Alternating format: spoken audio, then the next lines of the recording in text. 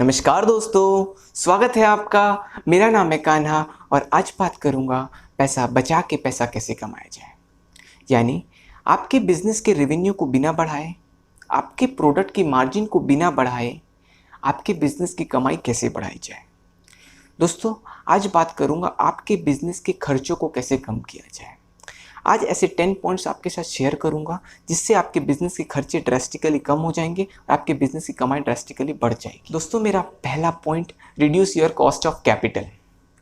दोस्तों, जो पैसा हम अपने बिजनेस में लगाते हैं ना, हमें उसकी एक कीमत चुकानी पड़ती है। जो पैसा हम अपने घर से अपने बिजनेस में लगाते हैं उसकी कीमत होती है कॉस्ट ऑफ इन्फ्लेशन। लेकिन जो पैसा हम बाहर से in the form of loans लेकर आते हैं उसकी कीमत होती है इंटरेस्ट। ये जो इंटरेस्ट का जो अमाउंट होता है ना दोस्तों, ये जनरली बिजनेसेस के लिए एक बर्डन के समान होता है। इसीलिए हर बिजनेस के लिए ज़रूरी है कि ये जो बर्डन है ना, इसको कम से कम रखा जाए। दोस्तों, कोशिश कीजिए कि ये जो आप इंटरेस्ट है ना, ये आपको 8 से 12% ही देना पड़े।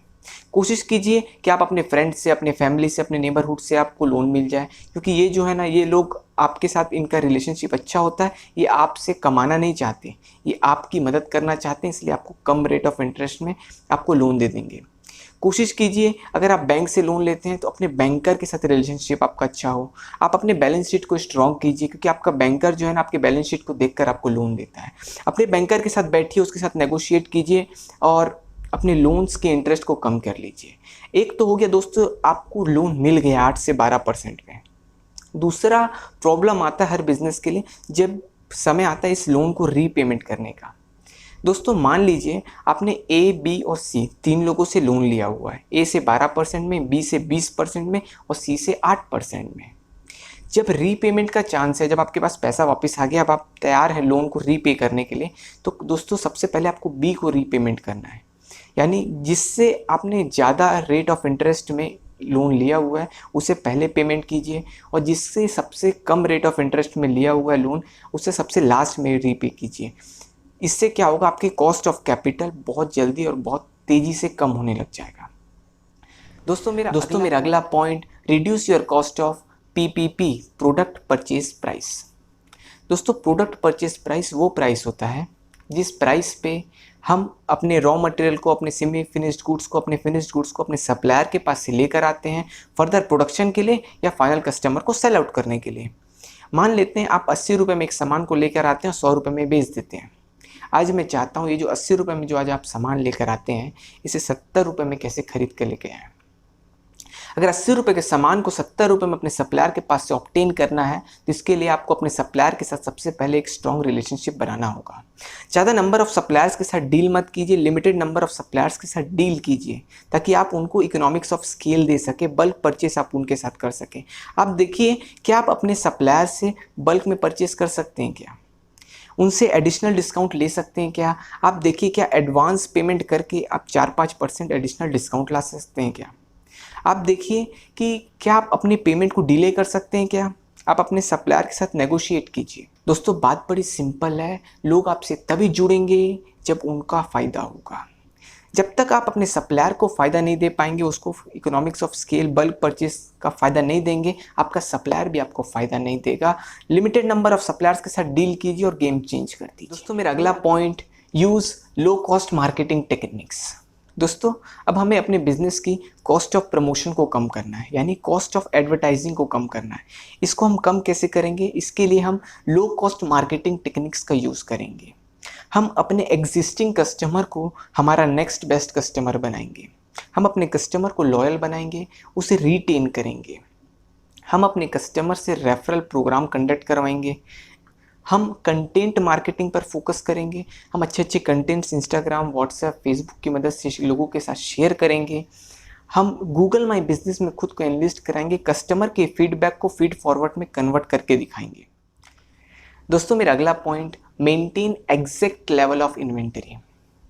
दोस्तों, ये जो हमारा इन्वेंटरी होता है, ये जो हमारा स्टॉक होता है, इसके साथ एक प्रॉब्लम आती है। ये कभी कभी अंडर स्टॉक कर जाता है, कभी कभी ओवर स्टॉक कर जाता है। अंडर स्टॉक कर जाता है का मतलब, कभी कभी क्या होता है, आपके पास सामान ख़त्म हो जाता है, आउट ऑफ स्टॉक हो जाता है। आपका कस्टमर आता है आपके पास सामान लेने, लेकिन आपके पास वो सामान नहीं होता, इसलिए वापस लौट जाता है। इससे आपको लॉस ऑफ सेल होता है, लॉस ऑफ रेवेन्यू होता है। और कभी कभी क्या होता है, आपके पास सामान बहुत ज़्यादा होता है, एक्सेस ऑफ स्टॉक होता है आपके पास। इससे क्या होता है, इससे आपका जो कैश है ना वो एक जगह पे ब्लॉक हो जाता है। ये दोनों ही चीज़ें आपके बिजनेस के लिए बहुत हार्मफुल है।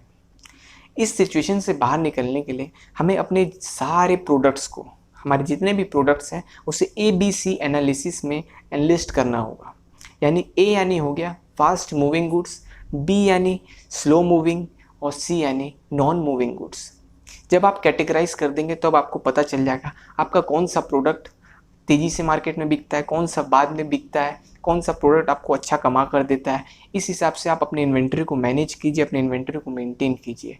कोशिश कीजिए अगर आपका बिजनेस थोड़ा बड़ा है तो इन्वेंट्री कंट्रोलर जैसे अच्छे ऐप को ला सकें, जिससे आप अपने इन्वेंट्री को और भी अच्छी तरीके से मैनेज कर पाएँ। दोस्तों हमेशा याद रखिएगा, अगर आप अपने इन्वेंट्री को अच्छे से मैनेज कर गए तो आपका पैसा कम से कम ब्लॉक होगा और वो पैसे को आप किसी और चीज़ में यूटिलाइज कर पाएंगे।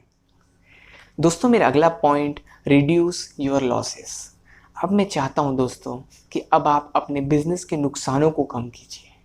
आपके बिजनेस में जो मेजर नुकसान होते हैं ना, या तो वो बेड डेप्ट के फॉर्म में होता है यानी जो पैसा डूब जाता है, या तो वो आपका डेड स्टॉक के फॉर्म में होता है यानी जो पैसा आपने अपने स्टॉक में लगाया था वो आपका स्टॉक अंडर वैल्यूड हो जाता है, या तो आपके बिजनेस में थेफ्ट यानी चोरी हो जाती है। इन नुकसानों को कम करने के लिए आपको सबसे पहले अपने बिजनेस का एक क्रेडिट पॉलिसी फेयर बनाना होगा। एक फेयर टर्म्स एंड कंडीशंस में आपको काम करना होगा। आप जो भी आपका जो कस्टमर जिसको आप क्रेडिट में सामान देते हैं उसके साथ एक terms and conditions Fairlie define कर दीजिए और अपने टर्म्स एंड कंडीशंस के अलावा बिजनेस मत कीजिए। दूसरा, आप अपने बिजनेस में सिक्योरिटी लेके आइए। CCTV कैमरा तो आप यूज़ करते ही होंगे, वो तो सब करते हैं।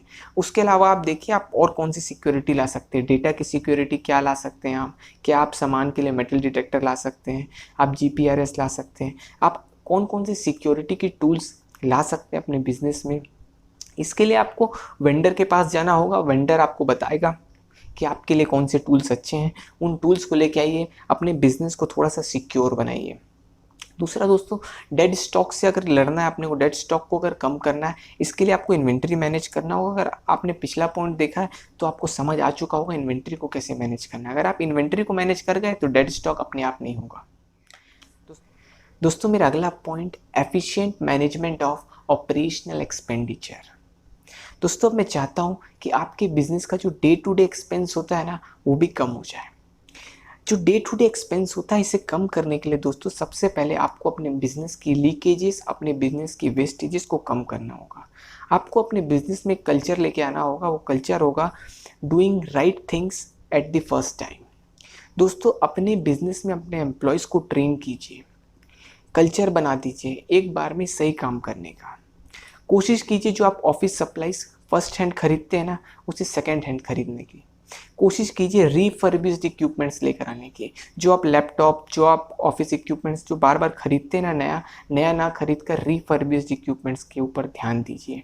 इससे आपकी जो ऑफिस की जो डे टू डे एक्सपेंसेस होती है ना ये बहुत ज़्यादा ड्रास्टिकली कम हो जाएगी और जिससे लॉन्ग टर्म में आपके बिजनेस को एक बूस्ट मिलेगा। दोस्तों मेरा अगला point, reduce your cost of staffing. दोस्तों मैं चाहता हूं कि अब आप अपने स्टाफिंग के डिपार्टमेंट यानी HR के डिपार्टमेंट यानी अपने एम्प्लॉयज़ के खर्चों को कम कीजिए। मैं ये नहीं कह रहा आप अपने एम्प्लॉयज़ को सैलरी कम दीजिए, मैं ये कह रहा डिपार्टमेंट के खर्चों को कम कीजिए। डिपार्टमेंट के खर्चों को कम करने के लिए एक बहुत बड़ा फैक्टर होता है एम्प्लॉयज़ एट्रिशन। दोस्तों एम्प्लॉयज़ एट्रिशन होता क्या है? एम्प्लॉयज़ एट्रिशन का मतलब आपके पास जो एक नया आदमी आता है काम करने के लिए, आपके पास जो एक नया एम्प्लॉय आता है वो आपको जल्दी जो छोड़ के चले जाता है वो आपके बिजनेस के लिए एक बर्डन होता है। और जो आदमी आपके पास 4 साल 5 साल से जुड़ा हुआ है यानी आपका जो एम्प्लॉय जो रिटेन कर पाएँ जिसे आप, वो आपके बिजनेस के लिए एसेट होता है। आपको क्या करना है, आपको अपने बिजनेस में एम्प्लॉयज़ रिटेंशन को बढ़ाना होगा और अपने बिजनेस में एम्प्लॉयज़ एट्रिशन को घटाना होगा। जब आपके बिजनेस में एम्प्लॉयज़ ज़्यादा से ज़्यादा रिटेन कर पाएंगे आप, तब आपका बिजनेस जल्दी से बड़ा भी होगा और आपके बिजनेस के खर्चे भी कम होंगे। दोस्तों हमेशा याद रखिए अपने पुराने एम्प्लॉय को रिटेन कीजिए, उसे प्यार दीजिए, उसे नेक्स्ट लेवल की ट्रेनिंग दीजिए और उससे नेक्स्ट लेवल का काम लीजिए। अपने बिजनेस को बड़ा करने के लिए अपने एम्प्लॉयज़ को सप्रेम अपने साथ जोड़ कर रखिए। दोस्तों मेरा अगला point, reduce your cost of logistics. दोस्तों अब मैं चाहता हूँ कि अब आपके लॉजिस्टिक्स के कॉस्ट यानी आपका सप्लाई चेन के जो खर्चे होते हैं ना वो कम हो जाए। ये खर्चों को कम करने के लिए आपको क्या करना होगा, आपका जो ट्रांसपोर्टिंग का खर्चा है ना ये आपको शिफ्ट करना होगा। शिफ्ट करना होगा मतलब आप देखिए कि क्या आपका जो ट्रांसपोर्टिंग का खर्चा है ये आपका सप्लायर उठा सकता है क्या? क्या ये जो ट्रांसपोर्टिंग के खर्चे का बर्डन है आपके सर के ऊपर, क्या ये आपका कस्टमर उठाने के लिए तैयार है क्या? आप नेगोशिएट कीजिए, आप अपने ट्रांसपोर्टिंग का बर्डन को दूसरों पर शिफ्ट कर दीजिए। और दूसरा, अगर आप ट्रांसपोर्टिंग के लिए कोई व्हीकल यूज़ करते हैं तो आपका जो व्हीकल होना चाहिए ना वो एक लो मेंटेनेंस होना चाहिए, और दूसरा आपके व्हीकल लेस फ्यूल कंज्यूम्ड होना चाहिए। इससे क्या होगा, लॉन्ग टर्म में आपके जो ट्रांसपोर्टिंग का खर्चा है ना वो कम हो जाएगा। दोस्तों मेरा 9वां point, reduce your cost of taxation. दोस्तों मैं चाहता हूँ कि आपका टैक्सेशन का खर्चा बचने लग जाए, यानी जो अमाउंट आप अपने गवर्नमेंट को हर साल टैक्स के रूप में देते हैं ना वो कम हो जाए। ये कम होगा कैसे? इसको कम करने के लिए ना दोस्तों आपको अपने बिजनेस के छोटे छोटे खर्चों का रिकॉर्ड मेंटेन करना होगा और लास्ट में उसे P&L अकाउंट में शो करना होगा। और क्या करना होगा, आप अपनी एक फिक्स्ड सैलरी डिसाइड कीजिए और लास्ट में आप उसे ओनर्स सैलरी के नाम से अपने P&L अकाउंट में शो कीजिए। इससे क्या होगा, आपका प्रॉफिट कम आएगा, और जब प्रॉफिट कम आएगा तो आपको टैक्स भी कम देना होगा। आप और क्या कर सकते हैं, आप एक कंसल्टेंट हायर कीजिए। हो सकता है वो चार्टर्ड अकाउंटेंट हो या हो सकता है वो चार्टर्ड अकाउंटेंट ना हो।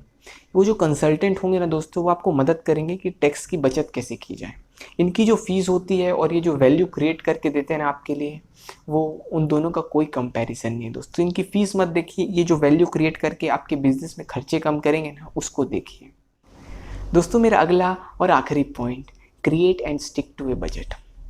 दोस्तों मैं चाहता हूँ कि अब आप अपने बिजनेस के सारे खर्चों को एक कागज़ में लिख डालिए, छोटे बड़े जो भी खर्चे हों सबको लिख डालिए। उसके बाद एक टोटल कॉस्ट एसरटेन कीजिए अपने बिजनेस का, यानी पता लगाइए अब आपको एक महीने में कितना खर्चा करना पड़ता है। जब सारे खर्चे लिख देंगे उनको जोड़ेंगे तो टोटल कॉस्ट अपने आप आ जाएगा।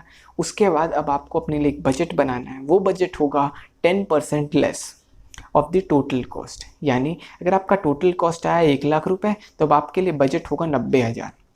यानी दोस्तों अगले महीने आपको 90,000 रुपये मिलेंगे वो 1,00,000 रुपये के खर्चों को मैनेज करने के लिए। दोस्तों जब आप बजट बनाएंगे ना तब आप वो बजट को अचीव भी कर पाएंगे। हाँ, तुरंत पेन और पेपर लीजिए, एक बजट बना दीजिए अपने लिए और उस बजट में स्टिक रहिए और अपने बिजनेस के खर्चों को कम कीजिए, क्योंकि जब खर्चे कम हो जाते हैं तो कमाई अपने आप बढ़ जाती है।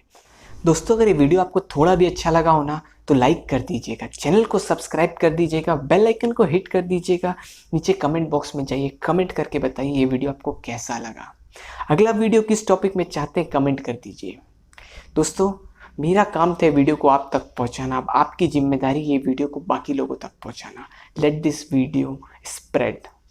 दोस्तों ये वीडियो को शेयर कर दीजिए। वीडियो को देखने के लिए और भी लोगों को दिखाने के लिए आप सभी का प्रेम पूर्वक बहुत बहुत धन्यवाद।